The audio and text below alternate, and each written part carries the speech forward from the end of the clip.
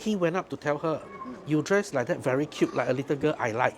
Yesterday not so nice. Yesterday you look older." Hi, Mr. Chan. Hello. Please do a self-introduction.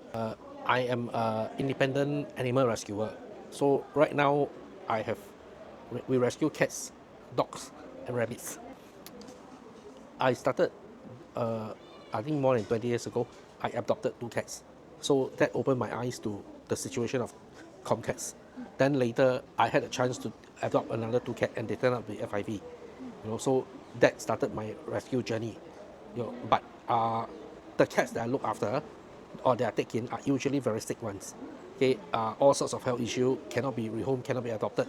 That's why they come to me, and a huge number of them also basically palliative care. Okay, so that's why I always advocate for these animals. Right, the first line of defense is always food. We always try to make sure the feeders have good quality food for them so that they can stay healthy. As long as they stay healthy, there's always a good chance to be adopted. And hopefully they don't fall sick, because once they fall sick, the rescuers will have to spend a lot of money on the vet bills. For the animals that I take in, right, I'm responsible for their food and for all their care. So unfortunately, sometimes when they fall sick, they need medical care, So when there are situations we had to go and borrow money to pay to clear the vet bills. And then for the feeders and the rescuers, some of the feeders are quite elderly, so clearly they can, we will support them by raising the food to the feeders so that they don't have to worry about it. They can just continue feeding. A lot of time, these rescuers over the years, they also develop very strong feelings with the cats. So for a feeder to decide that they can no longer feed the cat is actually something very painful for them. And they are doing it out of their own good. If they cannot afford the food and so on, I think that's fine. We will help raise the food so that they can continue to love the cats.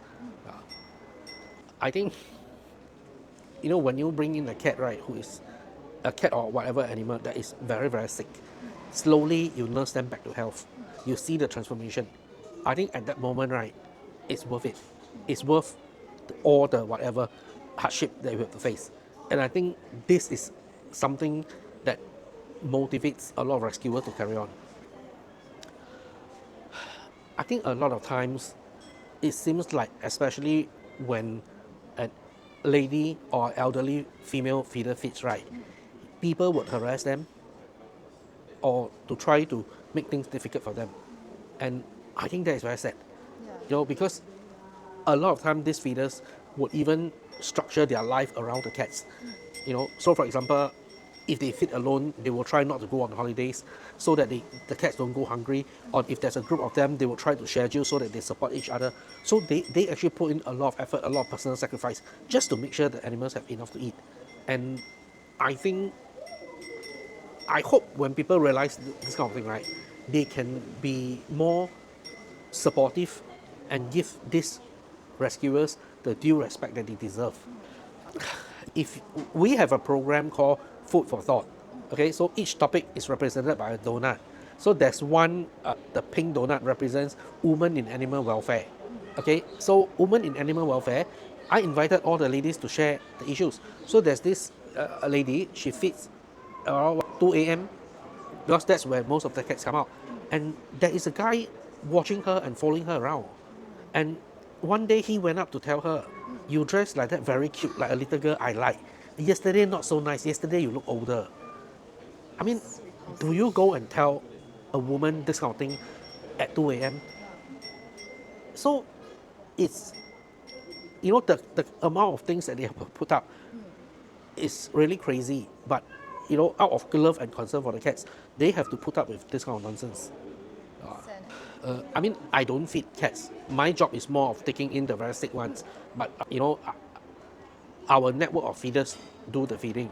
So I think the always very nice story is, okay, like for example, just this week, one cat passed away, Shane. Okay, this feeder contacted me, I think sometime in March. She needs someone to give Shane a home because Shane is FIV positive with kidney failure. So Shane is dying. She hopes that Shane will have a place to stay until he passed away. So when Shane came, we continue to medicate, we continue to subcut Shane. And, for whatever reason, it actually stabilized him and he even put on weight. That's good. Yeah, and he got on very well with the other cats. So whenever we subcut him, right, the cats will come and groom him, sit next to him, and he was very happy for a few months. But the reality is, Shane is at end stage FIV. So eventually, it got him, and then he passed away last week. But after, you look at the few months he's with us, he was so happy every day. He realized he can eat whatever he wants, he can play whatever he wants, and he realized he has all these siblings who love him.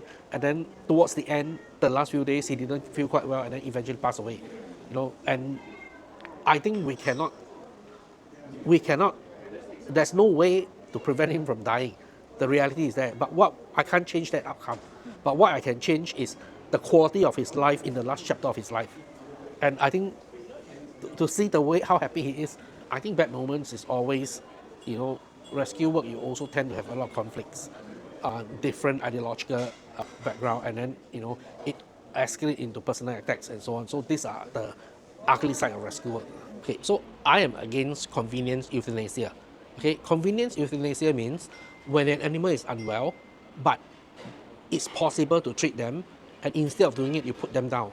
Okay, so I'm against convenience euthanasia. And the reason is because I have many cases where I'm asked to take in very sick cats who only need a space to rest till they die. So I remember many years ago, there was this cat, Blackie. I was told that he's FIV positive, kidney failure, and flu. She's dying, she just needs a space to die. So, okay, we took Blackie in. We medicate Blackie, we subcut her, and she was very stable. And a month later, she's still alive. Okay, so we went to the vet for another checkup, and her kidney readings actually improved.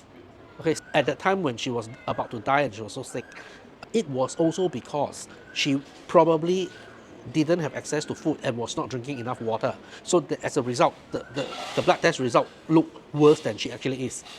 Then I spoke to the rescuers. Okay, so it's a good news, right? Blackie actually was much better than we expect. But at that time, Blackie was about 19 years old. So we discussed if we release Blackie back to the street, right? And at that kind of age, and if the same thing happened, we may not be so lucky again. So in that case, already 19 years old, not so well, okay, fine. Might as well I adopt her. So the rescuers agree. And Blackie lived for another 3 years before she passed away. And she passed away at 22 years old. That is very, very long life for a cat. Of course, when they tell me 19, I asked them, what makes you think she's 19 years old? And the rescuer was able to say that, she started feeding a Blackie when she retired because of the CPF. So from that year until now, blah, blah, blah. So okay, she did have all this information to collaborate, and the vet also says she's very elderly. So you see, in Blackie's case, she might be sick. You don't do anything, she will die. But once you give her the care, the love, and the support, she managed to get well and live for another 3 years. So I think for rescuers, among our group of rescuers, our position is to respect lives.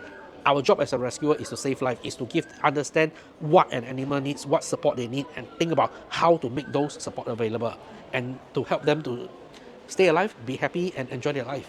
So Blackie, I think Blackie's case was one of the most inspiring case, and it's out of this experience that we firmly say, no, we are against convenience euthanasia. When you see a cat or a dog on the street, right, there are probably a lot of people behind the scene doing a lot of work to help improve their lives. So if you see them and you don't like them, just leave them alone, don't hurt them. Because if they are injured, rescuers have to look for a lot of resources to help them to get well. Just let them be. If they are given proper food and proper care, they can lead very good quality lives. That's why, once they fall sick, the medical expense just go crazy, to the extent that we sometimes have to borrow money to pay the vets. And the best line of defense is always food. There are feeders full of love. So, if the public can support them by sponsoring food, these animals have enough food, it will prevent a lot of things from happening and will immediately improve the quality of their lives.